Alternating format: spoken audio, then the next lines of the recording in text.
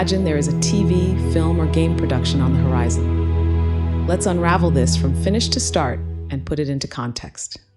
Obviously, there will be some story, a script, and some characters defined by the senior production team and the directors.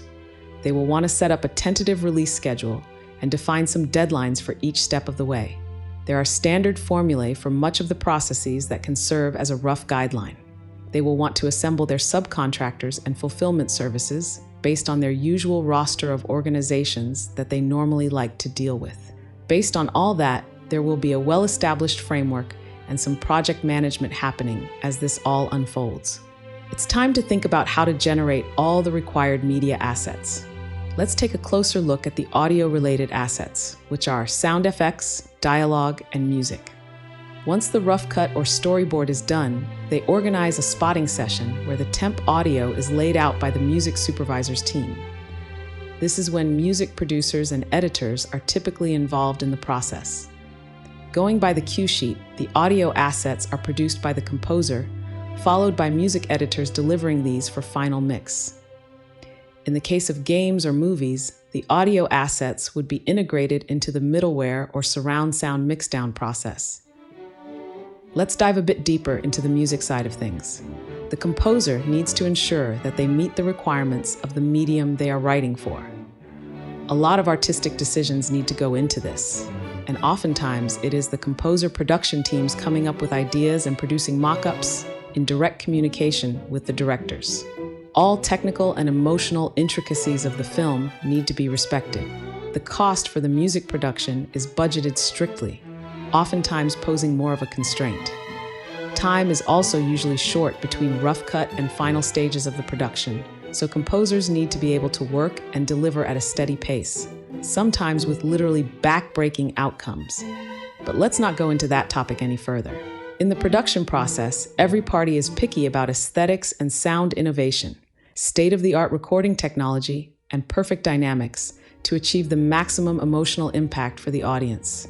These factors can be more or less important depending on the level of production, the director's reputation at stake, and the budgets involved.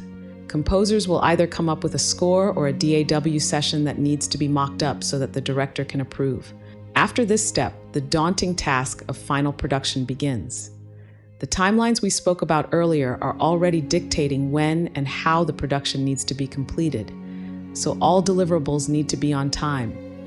But this is a very big leap that suddenly involves hundreds of unionized employees, third-party production companies, time, money, and a lot of nerves. And the result will be tracks containing the performance's audio, which need to be mixed and mastered before or during the final production steps. There are risks associated with this process. It can also happen that the final result is worse than the initial composer's mock-up from the perspective of the directors. Not only that, but it can be hard to coordinate so many people if budgets are limited, and orchestral musicians also make mistakes. Nobody is perfect. Here's the breakdown of the process. A composer creates their approved mock-up.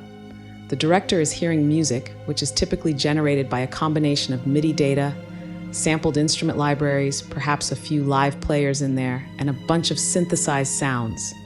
But let's say, to simplify things, it will be just MIDI data. If they decide that they want to incorporate a live orchestral sound in their production, and if the budget is right, the sheet music parts need to be generated. These are then taken to an orchestrator who processes the composer's initial score, brings it to the copyist, who then lays it down in front of a hired orchestra on a live scoring stage with the tapes running virtually every day of the week. The job enters a long queue of other productions, and at some point later, the composer receives back the audio from the scoring stage, which needs to be merged with the initial session, post-edited once more, and delivered to the sound engineers who will mix and master the audio stems. As we know, this process is costly and long.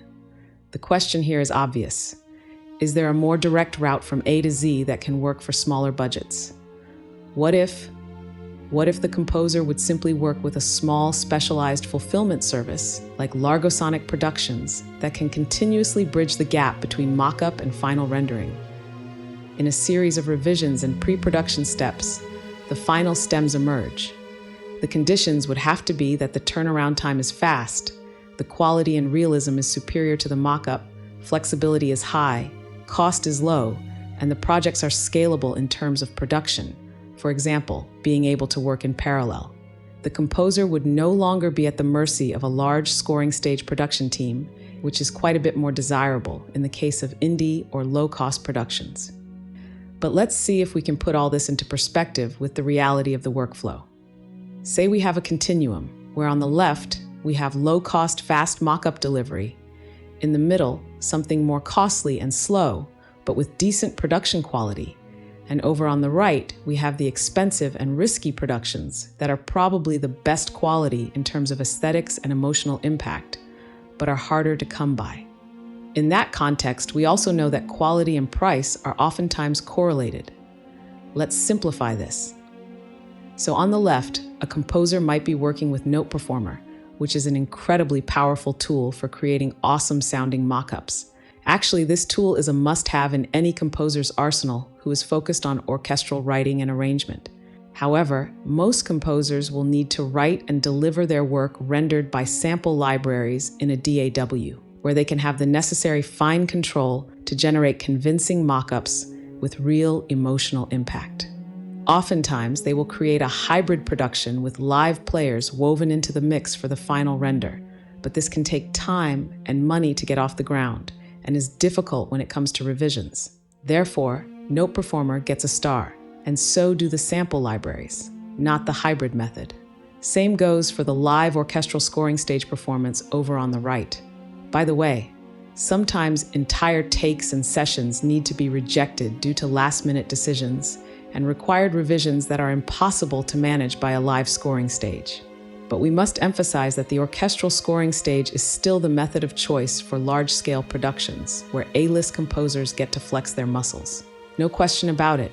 If you can afford an orchestra, by all means go for it. What we at Largosonic Productions found is a way to bridge this gap. We created an intricate high-performance compute platform that renders a MIDI performance in a relatively convincing manner into an audio stem. It is cheap to run, fast, flexible, and AI compatible. Let's look at the workflow of this. Let's imagine the composition is basically a file of a certain format at the end of the day. It could even be as simple as a voice memo or a Reaper session, an OMF file, a Logic Pro session, a live session, a Cubase project, Pro Tools, Dorico, XML, MIDI, etc. The list goes on and on. What we do is bring that session to our rendering platform that takes the data and generates a fluid performance. The result is a set of stem files with the desired vibe, ambiances, which most importantly can still be tweaked in revisions, closely collaborating with the composer. Think of it as an orchestral mock-up solution that simply would perform and sound better than sample libraries where the composer still holds the reins. Considering that compute power has come a far way in the last years, and technologies around physical modeling, synthesis, and AI have evolved significantly, we can easily imagine that Largosonic will be a platform of choice for many composers who want to bridge the gap between samples and the live scoring stage. So we want to invite you to visit largosonic.com and have a listen, and check our demo walkthrough video for more insight on the Largosonic engine. We are here to help composers do their job more effectively with the least amount of stress, so don't hesitate to reach out to us. Send us a message by email or use our socials to engage with our team. Talk to you soon.